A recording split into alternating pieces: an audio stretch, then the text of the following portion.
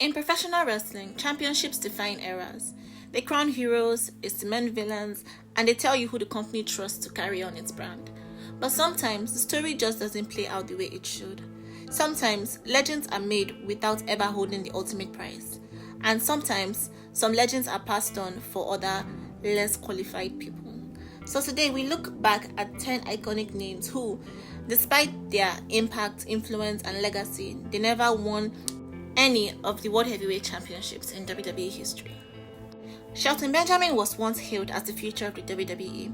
He was a freak athlete with Olympic-level wrestling credentials and jaw-dropping agility. Shelton was unlike anyone else on the roster, from his jaw-dropping leap onto the ladder at WrestleMania 21 to his unforgettable win over Triple H on Raw. Shelton built a reputation as a human highlight reel.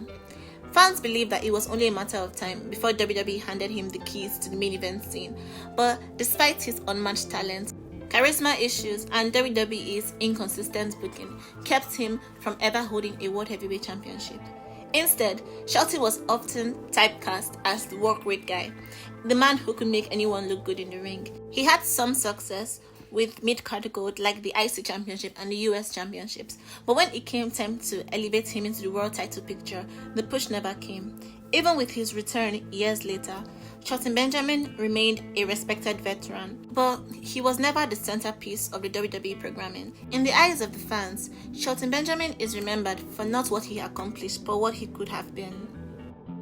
If professional wrestling is an art form, then few performers painted the canvas as boldly and as controversially as Goldust. Played by Dustin Rhodes, the son of the legendary American Dream Dusty Rhodes, Goldust was one of WWE's most bizarre and groundbreaking characters. Debuting in 1995, Goldust immediately turned heads with his eccentric Hollywood-inspired persona.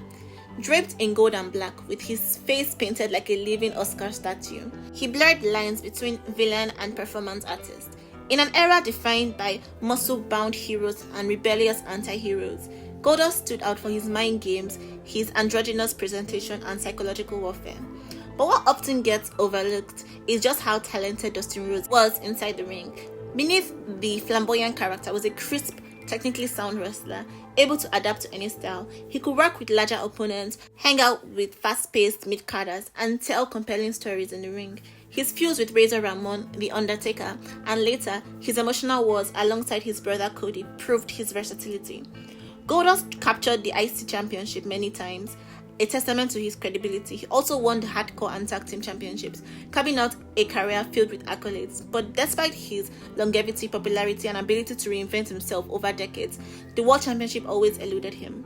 Part of the reason lies in timing, because during his prime years, from the mid to late 90s, the WWE was dominated by megastars like Shawn Michaels, Bret Hart, The Undertaker, Stone Cold Steve Austin, and The Rock. Goldust was just seen as a supporting character. Yet, his impact goes beyond titles. Goldust pushed boundaries in ways few wrestlers dared, laying the groundwork for more diverse and creative characters in the WWE. He earned respect as a veteran, helping shape younger talent and showing that wrestling is more than just championships. Few wrestlers capture the essence of their character as perfectly as the $1 Million Man Ted DiBiase.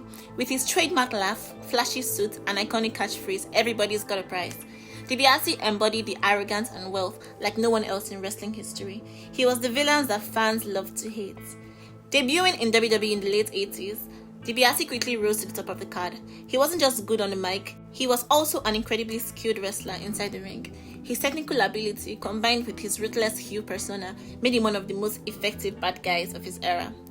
DiBiase's biggest brush with the World Championship came at WrestleMania 4, where he made it all to the way of the finals of the WWE Championship tournament. He fell short to the Macho Man Randy Savage, but that didn't stop him from leaving his mark.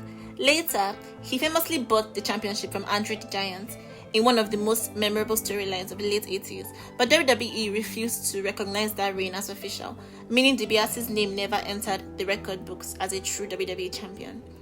Despite never winning the WWE Championship, Ted DiBiase had a Hall of Fame career. He's remembered as a top villain, a brilliant storyteller, and a performer who could captivate audiences without ever needing the validation of holding the company's biggest prize. When you talk about charisma, presence, and sheer arrogance that drew fans in, few embodied it better than ravishing Rick Rude. Debuting in the WWF in the late 1980s, Rick Rude quickly became one of the most hated villains in the entire company. His trademark was insulting the men in the audience and then dedicating his matches to the women, even planting a kiss on them after victory. With his chiseled physique and airbrushed tights, often featuring his opponent's wives or girlfriends, Rick Rude knew exactly how to push buttons and generate hits like no one else. But make no mistake, Rick Rude was not just a gimmick. Inside the ring, he was incredibly talented. He combined technical skill with strength, and he could hang out with the very best of his era. His feuds with the Ultimate Warrior, Jake the Snake Roberts, and later in WCW with Ric Flair and Sting showcased just how versatile and impactful he could be. One of his career highlights came when he won the IC Championship from the Ultimate Warrior at WrestleMania 5, proving that he could not only rile up a crowd, but he could also deliver when it mattered most. Yet, despite his success, Rick Rude never captured the WWF World Heavyweight Championship. Timing and circumstance worked against him. The late 80s and early 90s were dominated by larger-than-life babyface champions like Hulk Hogan and the Ultimate Warrior, and WWF rarely puts the belt on a villain outside of transitional reigns, and by the time the company might have considered Rick Rude for that spot, injuries and backstage politics shifted the landscape. Owen Hart was one of the most gifted wrestlers to ever lace up a pair of boots. Born into the legendary Hart family, Owen was the youngest son of the famed Stu Hart, who ran the infamous Hart Dungeon. While his older brother Bret Hart often stood in the spotlight, Owen carved out his own legacy, blending technical mastery with charisma, humor, and an underdog spirit which the fans loved. In the ring, Owen could do it all. His technical mastery was flawless, his aerial maneuvers were excellent, and his storytelling ability was second to none. Many fans and wrestlers believe that Owen was one of the most naturally talented performers to ever step into the squared circle. Owen's WWE career hit its stride in the early 90s. One of his most iconic rivalries was with Bret Hart, culminating in their classic bout at WrestleMania 10 in 1994, a match that is still hailed as one of the greatest openers in WrestleMania history. Owen played the role of the jealous younger brother perfectly, reminding fans that while Bret was the best there is, the best there was, and the best ever will be, Owen was always lurking, eager to prove that he was just as good, if not better. He was actually better than Bret. Outside of his brotherly rivalry, Owen held multiple championships in WWE, including the IC Championship and the Tag Team Championship. His in-ring style made him a reliable performer, and his charisma ensured that he connected with audiences, no matter if he was a heel or a fan favorite. But sadly, he never managed to capture the ultimate prize. Not many wrestlers in wrestling history have been able to captivate an audience without raising their voice, without screaming, and without over-the-top theatrics. And Jake Roberts was one of them. His calm, chilling delivery could silence a crowd. When Jake spoke, people listened, not because he was loud, but because he was terrifyingly convincing. Jake Roberts entered the business in the mid-70s, carving out a reputation for his unique style. While other wrestlers relied on brute strength or flashy moves, Jake introduced something far more dangerous: psychology. He understood the human mind and he weaponized fear. His signature move, the DDT, became one of the most feared finishers in wrestling history. Delivered with precision and suddenness, it was as simple as it was devastating. But what truly made Jake legendary was his persona, the man who carried Damien, a live snake, into the ring. The moment that burlap sack appeared, the crowd would erupt. Fans screamed, opponents froze, and drama instantly heightened. Jake's feud with the likes of Ricky the Dragon Steamboat, Randy Savage, and the Ultimate Warrior were unforgettable. Ricky Steamboat should have also won a World Heavyweight Championship, by the way. The infamous angle where Jake locked Savage in the ring with a real cobra is etched into wrestling history, a moment that is so shocking it still sends shivers down the spines of fans. But despite his immense talent and his ability to control a crowd like few others, he never reached the mountaintop and never captured the ultimate prize. His career was plagued with obstacles outside the squared circle, but his legacy still remains untouchable. Many of today's wrestlers credit Jake for teaching them the art of storytelling and psychology in the ring. He proved that wrestling just wasn't about strength or flash. It was about making people feel something, and Jake Roberts made fans feel fear, awe, and respect anytime he stepped between the ropes. And FYI, Jake never won a single championship in WWE, and I think that's a problem. That's something that should be fixed. When you talk about legends who shaped the very foundation of professional wrestling, you can't leave out Rowdy Roddy Piper. The Hot Rod was chaos personified. He was brash, unpredictable, and absolutely magnetic on the mic. While Hulk Hogan might have been the face of the 1980s WWF, many will argue that it was Piper who gave him the perfect foil. He was the necessary villain that turned Hulk Hogan's rise into something iconic, him and the Iron Sheik, by the way. Piper's interviews and Piper's pit segments weren't just entertaining, they were also revolutionary. He knew how to blur the lines between reality and storyline, making fans believe every word that came out of his mouth. Whether he was smashing a coconut over Jimmy Snuka's head or taunting his rivals with that trademark smirk, Piper loved to provoke. PPP. Yet, despite being one of the biggest names of the era, he was never given a proper run with the WWF Championship. Some say that it was because Piper didn't need the belt, that his charisma carried him far beyond gold, and others believe that sometimes the volatile relationship with management kept him from being crowned the champion. But even without the accolade, Rowdy Roddy Piper cemented himself as one of wrestling's greatest icons. His rivalries with Hulk Hogan, Mr. T, and countless others are still talked about today. He was inducted into the WWE Hall of Fame in 2005, a recognition that, while deserved, still leaves fans wondering that how the one of wrestling's most captivating performers never win the top prize. A mystery we'll never be able to solve. When you think about wrestlers who seem destined for the very top, Kurt Hennig, better known as Mr. Perfect, has to be near the top of the list. He wasn't just a great wrestler, he was the complete package. In fact, some would say that he was perfect. When he arrived in WWF, Vince McMahon rebranded him as Mr. Perfect, and it fit like a glove. The vignettes showing him throwing perfect football passes, bowling strikes, hitting the half-court basketball shots, sinking pools in just one move, beating everybody at chess, they weren't just clever, they were extensions of Kurt himself. He was naturally athletic, he was naturally charismatic, and he was naturally smug in a way that fans loved to hate. In the ring, Hennig was flawless. His bumping, his selling, his timing, and everything he did looked perfect. Opponents said that wrestling him was like playing a perfect dance partner. His matches with Bret Hart, especially the SummerSlam 1991 Ice Championship bout, is actually hailed as one of the best technical showcases in history. And that's when Kurt Hennig's career took a strange turn. While he won the IC Championship twice, and he is widely regarded as one of the best IC champions in history, he never broke through to the World Heavyweight Championship level in WWF or WCW. I mean, part of it was timing. Hulk Hogan dominated the WWF main event scene, and Vince saw Kurt as the perfect workhorse to make other stars look good.